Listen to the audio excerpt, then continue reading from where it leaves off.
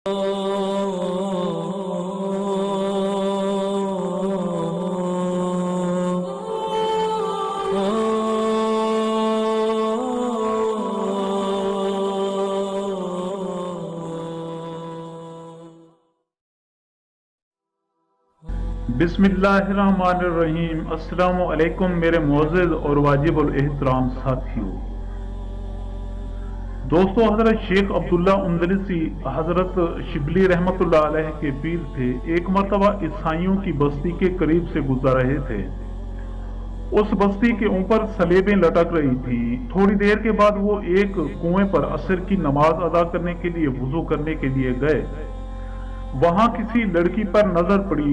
शेख का सीना वही खाली हो गया। अपने मुरीदीन से कहने लगे कि जाओ, वापस चले जाओ, मैं उधर जाता हूँ जिधर ये लड़की होगी, मैं इसकी तलाश में जाऊंगा। मुरीदीन ने रोना शुरू कर दिया। कहने लगे कि शेख, आप क्या कर रहे हैं?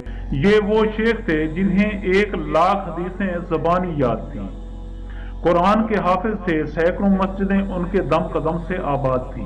उन्होंने कहा कि मेरे पल्ले कुछ नहीं जो मैं तुम्हें दे सकूं, अब तुम चले जाओ। शेख उधर बस्ती में चले गए। किसी से पूछा कि ये लड़की कहाँ की रहने वाली है। उन्होंने कहा कि ये लड़की यहाँ के सरदार की बेटी है, उससे जाकर मिले। कहने लगे कि क्या तुम इस लड़की का निकाह मेरे साथ कर सकते हो? उसने कहा कि यहाँ रहो, हमारी खिदमत करो, जब आपस में मुवाफकत हो जाएगी तो फिर आपका निकाह कर देंगे। वो कहने लगे कि आपको सूरों का रेवड़ चराने वाला काम करना पड़ेगा। शेख उस पर भी तैयार हो गए और कहने लगे कि हाँ, मैं खिदमत करूंगा। अब क्या हुआ कि सुबह के वक्त सूर लेकर निकलते, सारा दिन चरा कर शाम को वापस आया करते। उधर मुरीदीन जब वापस गए और ये खबर लोगों तक पहुंची तो कई लोग सदमा से बेहोश हो गए। लोग हैरान थे कि ऐ अल्लाह, ऐसे ऐसे लोगों के साथ भी तेरी बेनियाजी का ये मामला हो सकता है। 1 साल इसी तरह गुजर गया। हजरत शिबली रहमतुल्लाह अलैह सच्चे मुरीद थे, जानते थे कि मेरे शेख साहब इस्तकामत थे। सोचा कि इस मामले में कोई ना कोई हिकमत जरूर होगी। उनके दिल में बात आई कि मैं जाकर हालात मालूम करूं।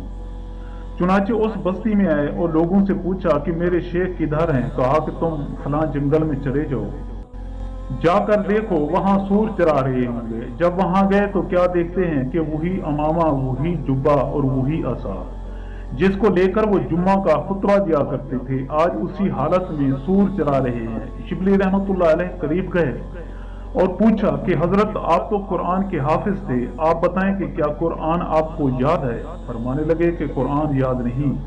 फिर पूछा कि हजरत, कोई एक आयत याद है? सोचकर कहने लगे कि मुझे एक आयत याद है। पूछा कि कौन सी आयत?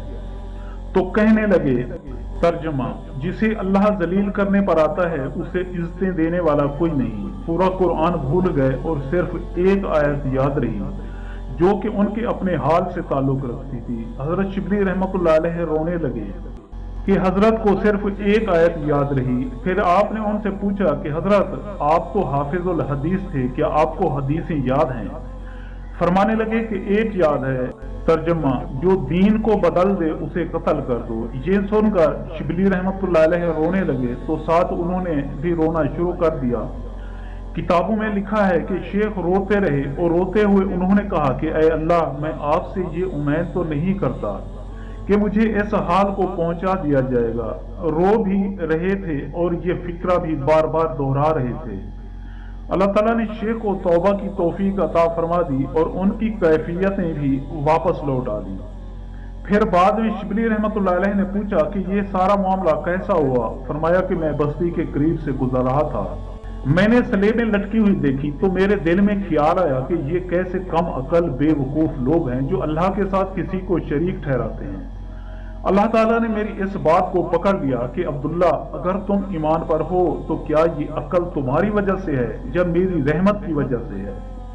ये तुम्हारा कमाल नहीं है, ये तो मेरा कमाल है कि मैंने तुम्हें ईमान पर बाकी रखा हुआ है। बस अल्लाह ताला ने ईमान का वो मामला मेरे सीने से निकाल लिया कि अब देखते हैं कि तुम अपनी अक्ल पर कितना नाज करते हो। तुमने ये लफ्ज क्यों इस्तेमाल किए? तुम्हें ये कहना चाहिए था कि अल्लाह ने इन्हें महरूम कर दिया है। तुमने अक्ल और जहन की तरफ निस्बत क्यों की? दोस्तों अल्लाह ताला हमको इस वाक़ये से सबक हासिल करने की तौफीक अता फरमाए। दोस्तों मैं उम्मीद करता हूँ कि आपको मेरी ये वीडियो अच्छी लगी हो।